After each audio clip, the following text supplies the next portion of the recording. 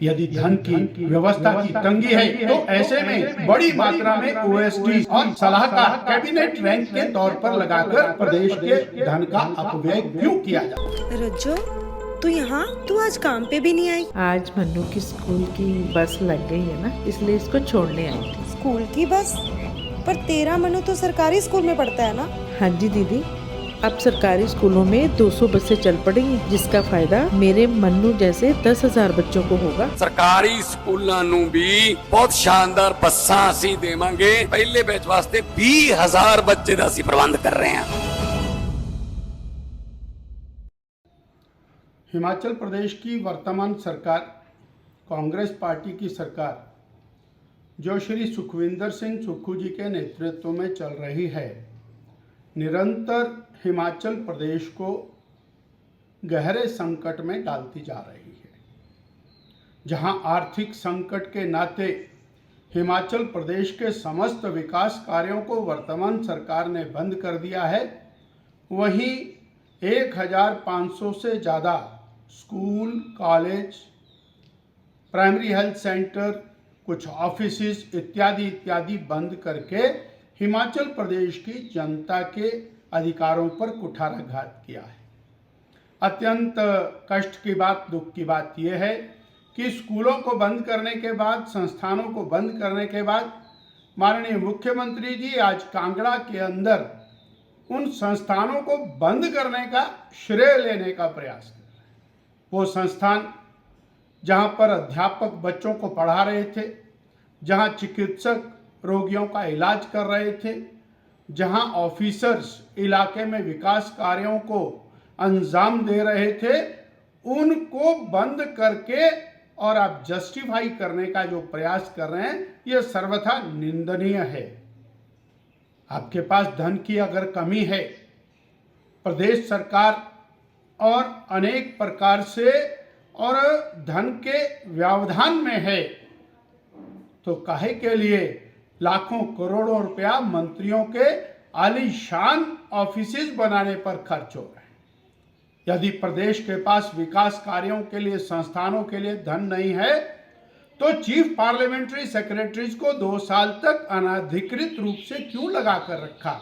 उन्हें करोड़ों रुपया दिया और अब उससे भी आगे चलकर आप लाखों रुपया वकीलों को उस केस को लड़ने के लिए दे रहे हैं और आदरणीय सर्वोच्च न्यायालय के अंदर करोड़ों रुपए के वकील सरकार ने खड़े किए।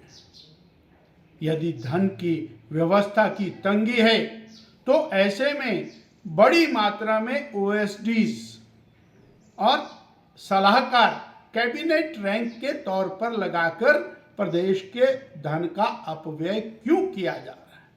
हिमाचल की जनता जानना चाहती है कि आप और जनता को बरगलाने के लिए शोषे छोड़ते हैं। आपने और एक शोषा छोड़ा, सब्सिडी छोड़िए। 2 महीना हो गया, जनता को उसी के अंदर बरकला करके रखा है। वास्तविक बात यह है कि आप सरकार के खर्चों में कटौती ना करके हिमाचल प्रदेश की जनता के ऊपर बोझ डाल रहे हैं और वो जनता जिसने आपको जिताया, आपने उसको धोखा दिया। आज बिजली की सब्सिडी के ऊपर आप इतना और शोर मचा रहे हैं। वो जनता 300 यूनिट फ्री बिजली जिसका नारा लगा करके आप सत्ता में आए थे, उसकी इंतजार कर रही है और आप सब्सिडी छोड़ने के नाम के ऊपर राजनीति चमकाने के अंदर लगे हुए हैं। यही स्थिति बेरोजगारों के साथ। आपके मंत्री आजकल जोर जोर से बोल रहे हैं हमने 30,000 नौकरियां दे दी, 30,000। अरे आपके बयान है मुख्यमंत्री जी कि हम पहली कैबिनेट में 1 लाख सरकारी नौकरियां देंगे पहली कैबिनेट में और 5 लाख रोजगार देंगे। 2 साल के बाद ये घोषणा कर रहे हैं 30,000 दे दी और हम तो कह रहे हैं 300 भी नहीं दिया, आप 30,000 की बात कर रहे हैं। इस प्रकार केवल और प्रवास करने से, केवल और नए शोषे छोड़ने से हिमाचल प्रदेश का कल्याण होने वाला नहीं है, हिमाचल प्रदेश की जनता का कल्याण होने वाला नहीं है।